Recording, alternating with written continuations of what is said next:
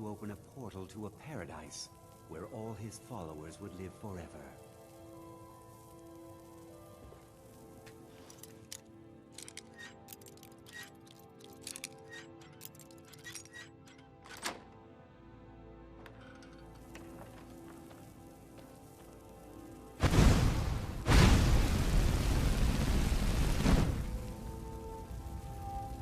Want to have your clip featured in the Skyrim Clip of the Week? Simply record the clip on your Xbox and then send it to me via message. My gamertag is iRyeni, that's IRYENI, and then you can message it to me over Xbox and I'll be able to view it. I look forward to seeing the clips that you guys send me. Now moving on to the video.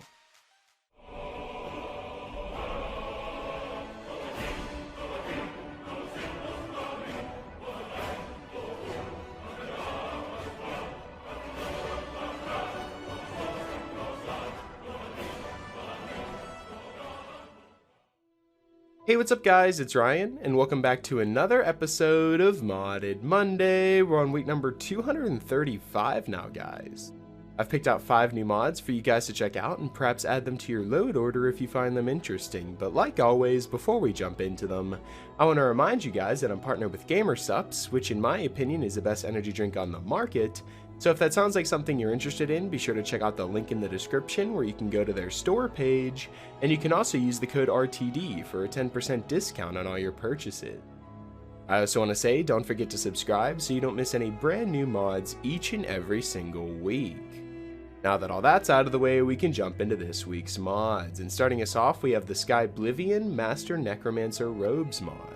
And the mod page reads that with this release, we'll be adding the new epic armor set of the Necromancer robes to the game that have been created to be used with Skyblivion, which is a project that's been in the works forever now. I'm sure a lot of you guys have heard of it, but if you haven't, it's basically they're reworking the Skyrim engine and they're porting a bunch of stuff over from Oblivion and building pretty much the game from the ground up into the Skyrim engine, so you'll be able to play Oblivion in Skyrim as a mod, which is something that I've been super excited for and I can't wait for them to release, and it shouldn't be a surprise to anyone that I'm excited about this game because it's Skyrim and Oblivion into one game and one mod. What more could you really ask for when it comes to the Elder Scrolls series?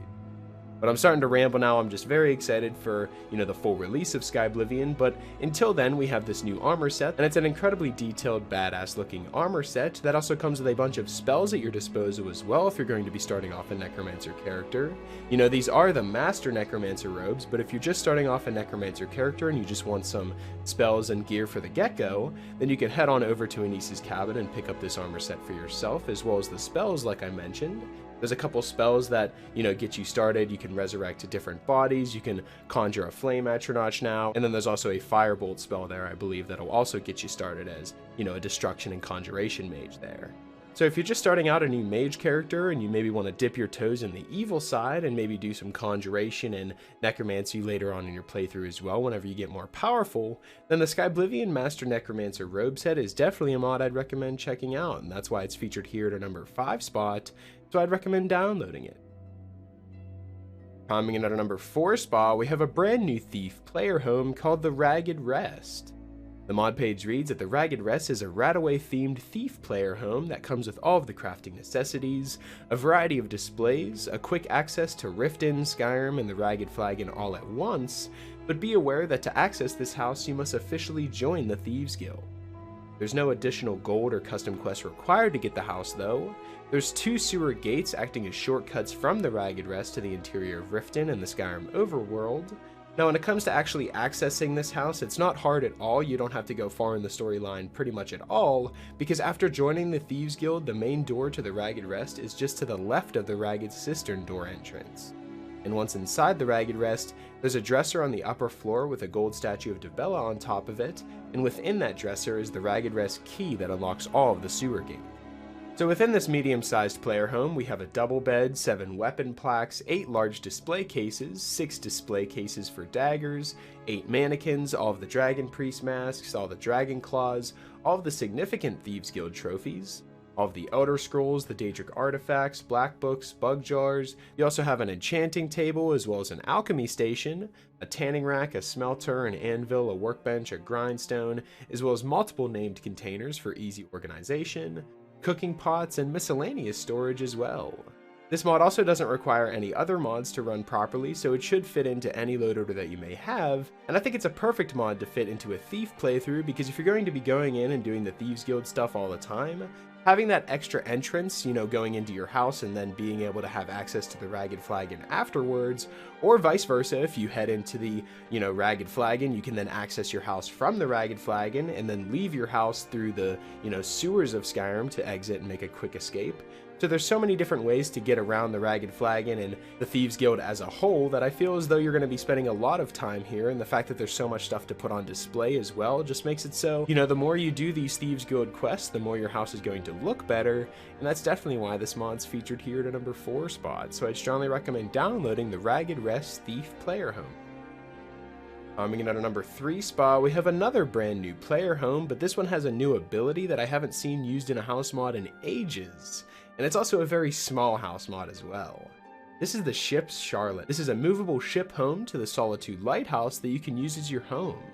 By operating the wheel, you can move to various parts of Skyrim and Solstheim. There's 18 locations in total. By activating the carriage at the Solitude base, you can land the Charlotte to Lake Ilanata or Lake Onric.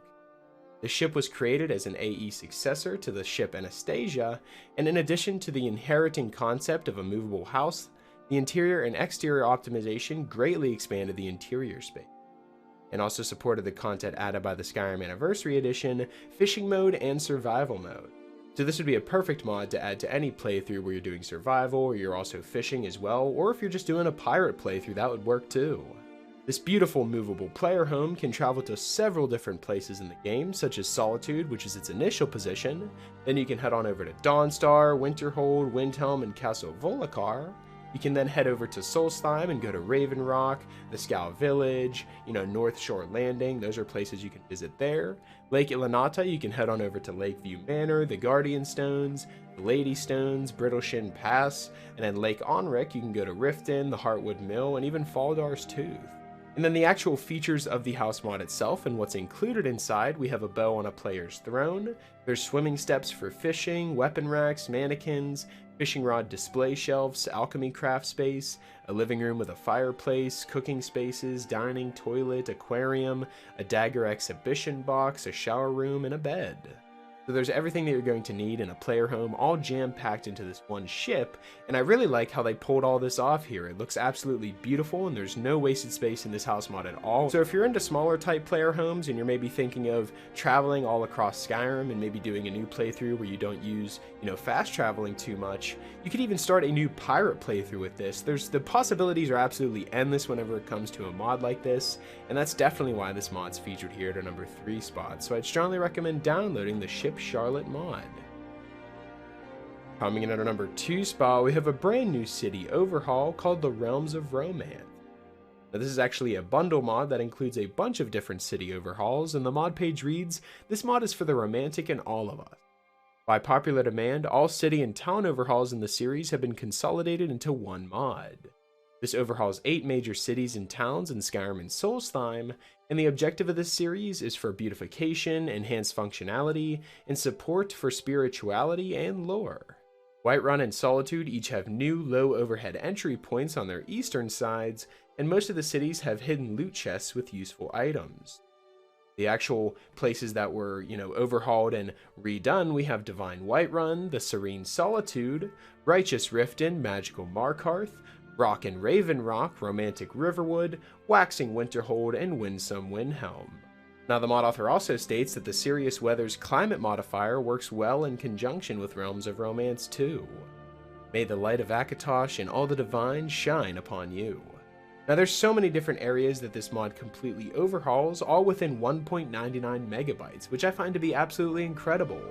It completely overhauls Whiterun, Riften, Windhelm, Winterhold, Solitude, Markarth, Raven Rock, and Riverwood. This mod greatly enhances all of those areas and adds so many different types of plants, shrubbery, trees, and just things that bring the area to life. So if you're running low on memory space, but you're still looking to overhaul all 8 of your cities in Skyrim, then the Realms of Romance is definitely a mod I'd recommend checking out because it does all of this beautifully, all within 1.99 megabytes. And that's definitely why the Realms of Romance mod comes in at our number 2 spot, so I'd strongly recommend downloading it.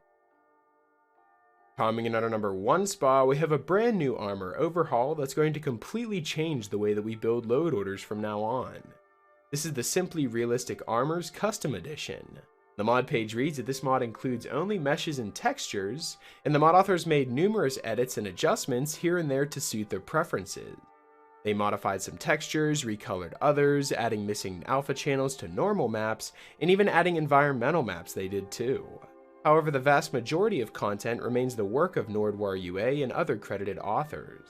This is an absolutely incredible armor overhaul that remasters so many different types of armors, such as iron, steel, Nordic steel, studded, scaled horn, leather, hide, fur, bandit, orcish, all of the Imperial Legion armors, the guards, the Stormcloaks, Daedric, Ebony, the Ebony Mail, Dwarven, Draugr, Elven, Wolf, Glass, Dragonscale, Dragonbone, Stalrim, the Apprentice Mages and Thieves Guild armors, and even the Thalmor robes too.